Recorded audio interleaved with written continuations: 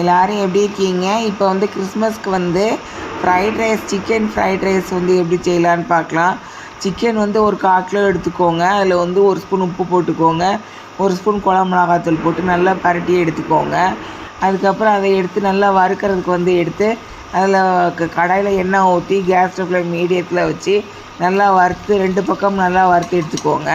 அதுக்கப்புறம் இந்த காய்கறிகள் வந்து உங்களுக்கு என்னென்ன காய்கறிகள்லாம் போடணுமோ அதெல்லாம் போடுங்க. இந்த கேரட்டு, பீன்ஸு, முட்டைக்கோஸு, அதுக்கப்புறம் வந்து ஸ்வீட் கார்னில் கொஞ்சமாக எடுத்திருக்கேன்.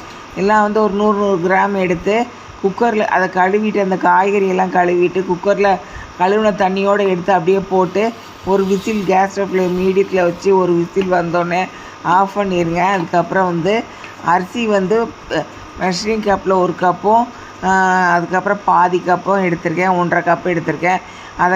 அதை வந்து கழுவிட்டு அதை வந்து ஒரு தண்ணி வந்து ஒரு 1 லிட்டர் தண்ணியை கொதிக்க வச்சுட்டு நல்லா கொதி வந்ததுக்கப்புறம் அந்த அரிசி எடுத்து அதில் போட்டு நல்லா கிண்டி விட்டு நல்லா வந்து ஒரு 3/4 பதம் வந்த லேசாக தான் வேக வேண்டியது வருது.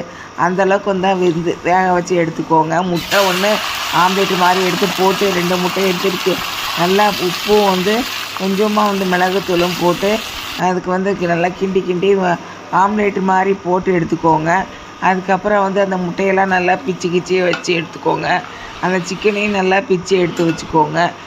முதல்ல வந்து கடாயில் எண்ணெய் ஊற்றிட்டு அதுக்கப்புறம் உப்பு வந்து 1 ஸ்பூன், சாதத்துக்கு போடவே இல்லை உப்பு, மற்ற எல்லாத்துக்கும் உப்பு போட்டாச்சு, சாதத்துக்கு மட்டும் உப்பு போடல. அப்புறம் உப்பு வந்து 1 ஸ்பூன் போட்டுக்கோங்க. அதுக்கு மிளகுத்தூள் வந்து 2 டேபிள் ஸ்பூன் போட்டுக்கோங்க. உங்களுக்கு எவ்வளோ காரம் தேவையோ அந்தளவுக்கு காரம் போட்டுட்டு அதுக்கப்புறம் ஃபஸ்ட்டு சாதம் போட்டுட்டு அதுக்கப்புறம் வந்து எல்லா காய்கறிகளும் அதுக்கப்புறம் முட்டையையும் சிக்கனையும் அதில் போட்டுருங்க.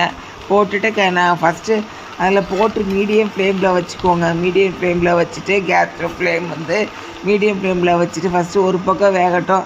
அதுக்கப்புறம் அடுத்த பக்கமும் வெந்து அப்படி கொஞ்சமாக நல்லா கிளறி விட்டு அதுக்கப்புறம் ஆஃப் பண்ணிடுங்க. இதை மாதிரி கிறிஸ்மஸ்க்கு வந்து சமைச்சு சாப்பிடுங்க. நன்றி.